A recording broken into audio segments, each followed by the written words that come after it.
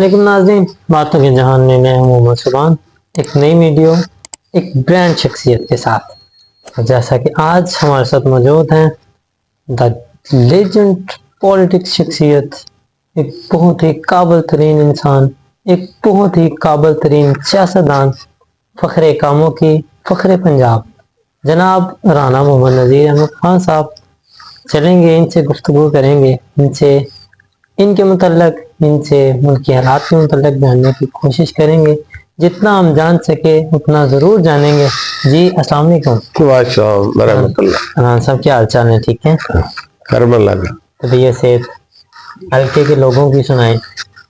ठीक है इंशाअल्लाह। अब जिस जमात की हुकूमत है वो कोशिश कर रही है लोगों को अपनी तरफ कायल करने की। अब देखें अगले इलेक्शन पता चलेगा कि लोगों का क्या फैसला है, किसकी तरफ जाते हैं, किसकी तरफ हटते हैं। अल्लाह ताला आसानियाँ फरमाए। अच्छा राना साहब, बिल्कुल स्टार्ट पे चलते हैं। आपने अपनी तालीम कहाँ से हासिल की?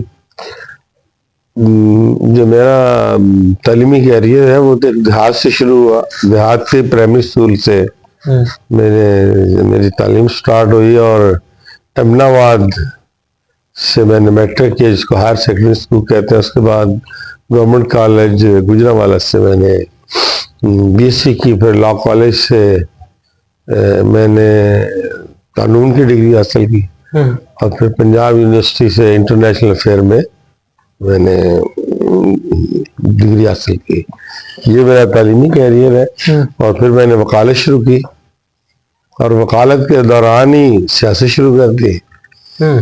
और सियासत में मेरे आने से पहले आम रवाज ये था या आम बात ये थी कि सियासत के लिए जागीरदार होना ज़रूरी है, उसकी ख़ानदानी बैकग्राउंड बहुत बड़ी होनी चाहिए, तभी वकालत कामयाब होती है और तभी सियासत कामयाब होती है।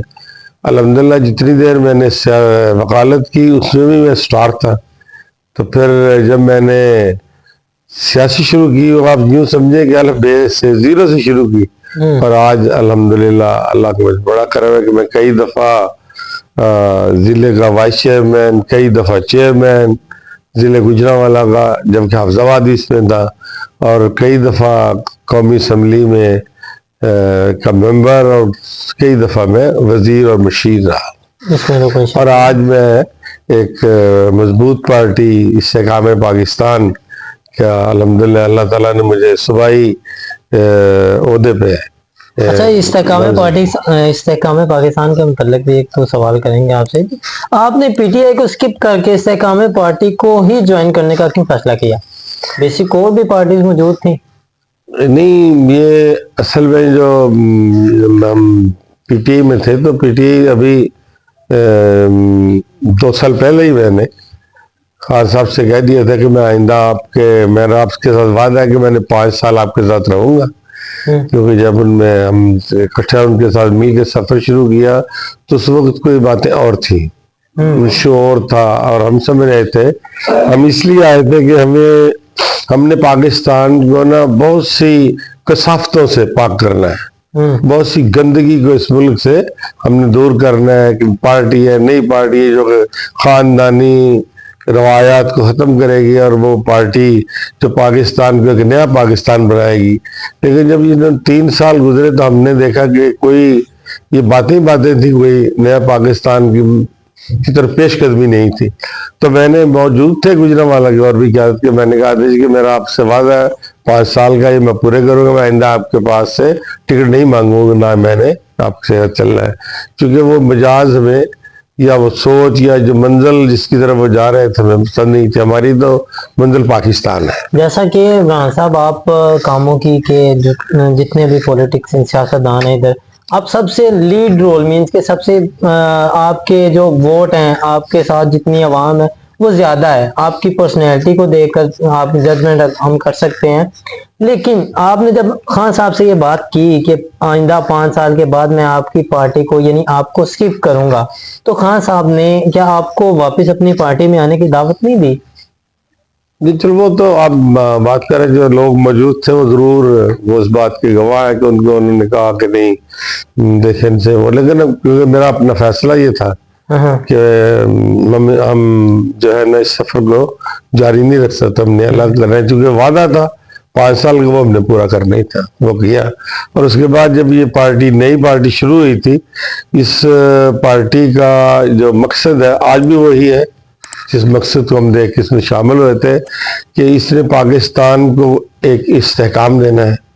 اس نے پاکستان میں سے یہ جو چند خاندانوں نے ہماری پاکستان کی معیشت پہ قبضہ کیا ہوا ہے، اسے اس کو آزاد کرانا ہے۔ پاکستان کی جو پالیٹکس ہے وہ ایک عام آدمی تک لے کے جانی ہے۔ یہ جو خاندانی اور عمرا اور جو ہے جاگیردار اور کھربتیوں نے، جیسے کہ آپ بیریا ٹاؤن والے کی آپ باتیں سنتے ہیں، انہوں نے جو ہماری سیاست پہ قبضہ کیا ہوا ہے اس کو آزاد کرا کے عام پاکستان کے لیے سیاست کا راستہ ہموار کر رہے ہیں۔ اچھا، آپ بات کر رہے ہیں عبدالحلیم خان صاحب کی، وہ 2003 میں ضمنی انتخابات کے ذریعے پنجاب اسمبلی کے رکن بنے اور 2007 تک وہ اسمبلی کے رکن رہے۔ اس دوران وہ وزیر برائے انفارمیشن ٹیکنالوجی کے عہدے پر بھی فائز تھے۔ تو اس 4 سال کے عرصہ میں آپ معیشت کی بات کرتے ہیں، ہمیں اس 4 سال کے عرصہ میں، 4 سال کی مدت میں انہوں نے جو ملک کی معیشت کے لیے کام سارے انجام دیے، وہ ابھی تک کیوں نہیں نظر آئے؟ کون سے 4 سال؟ 2003 سے 2007 تک۔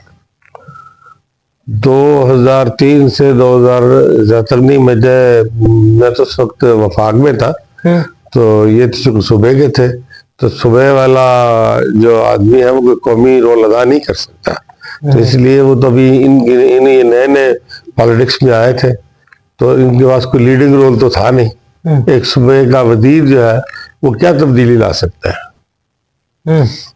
اس کے یا صوبے کا وزیر اعلیٰ ہی کوئی تبدیلی لا سکتا ہے، یا وزیر اعظم تبدیلی لا سکتا ہے، یا پارٹی کا جو سربراہ ہے وہی تبدیلی دے سکتا ہے۔ جیسے آج علیم خان صاحب ہمارے صدر ہیں، وہ ان کے پاس محکمے ہیں، تو وہ کسی محکمے کی کوئی گاڑی استعمال نہیں کرتے، کسی محکمے سے ٹی اے ڈی اے نہیں لیتے، دفتر کا اخراجات جتنے ہیں وہ حکومت سے نہیں لیتے بلکہ خود وہ کرتے ہیں۔ اور اب تک وہ ان کو پہلی دفعہ موقع ملا ہے کہ وہ پاکستان کی سیاست میں کسی وزارت، وفاقی وزارت میں قائم ہے، تو ہمیں فخر ہے کہ انشاءاللہ تعالی ہماری قیادت میں آپ تک، اور جب ہم اس عہدوں سے رخصت بھی ہوں گے تو ہماری قیادت پہ کوئی بددیانتی کا کوئی ایک چھینٹا بھی نظر نہیں آئے۔ اچھا، نیب کے کیسز میں اکثر تہمت بازی تو الزامات تو لگتے رہتے ہیں، نیب والے اکثر لگاتے رہتے ہیں۔ آپ پر لگے ہوئے الزامات کبھی نیب والوں نے لگائے ہوں گے، آپ ان کو کیسے کور کرتے ہیں؟ نہیں، نیب نے ہمیں پکڑا، ہمیں گرفتار کیا، تو ہم جیل میں بھی گئے، لیکن الحمدللہ جب عدالتوں میں وہ فیصلے گئے، ہمیں عدالتوں نے سرخرو کیا، اور بلکہ جو میرا فیصلہ ہے وہ صاحب عدالت نے لکھا کہ یہ بہت بڑی زیادتی ہے اور بلکہ نیب کو جرمانہ ہونا چاہیے۔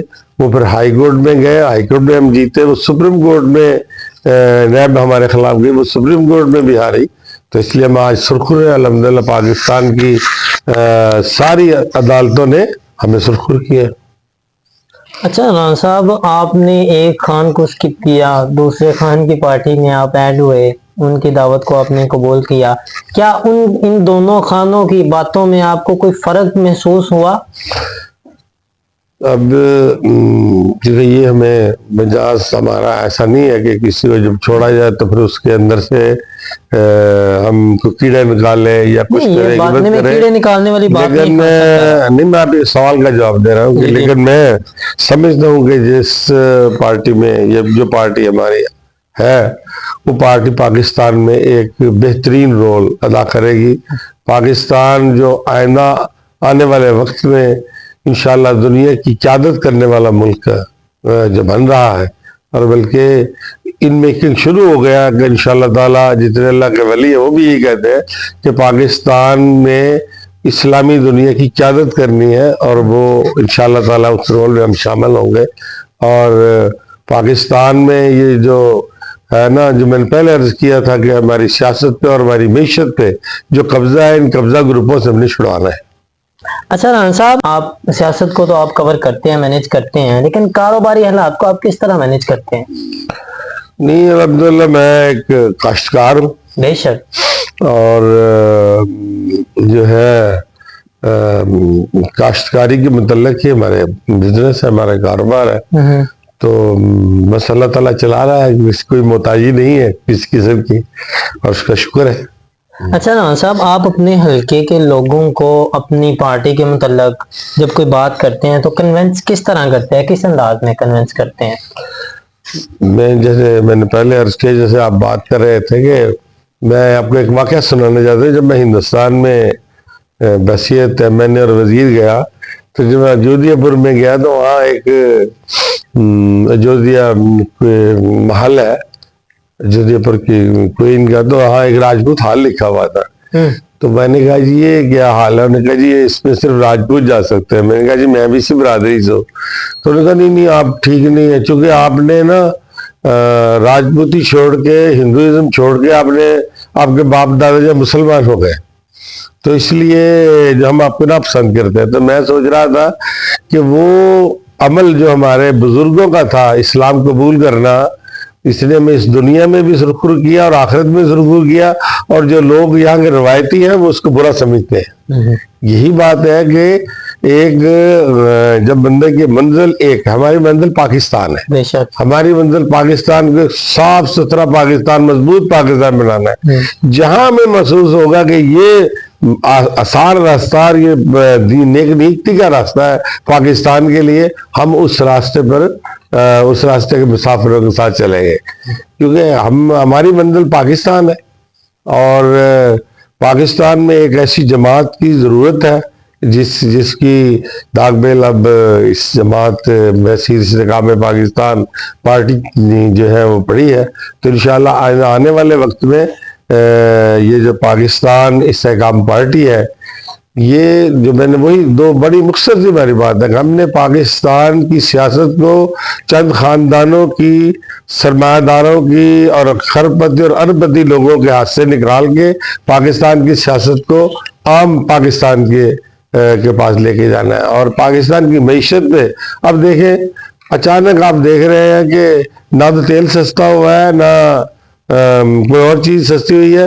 20 روپے یونٹ بجلی کا بل کم ہو گیا. یہ اس کے بارے میں جس نے بھی یہ کیا ہم اس کے مشکور ہیں.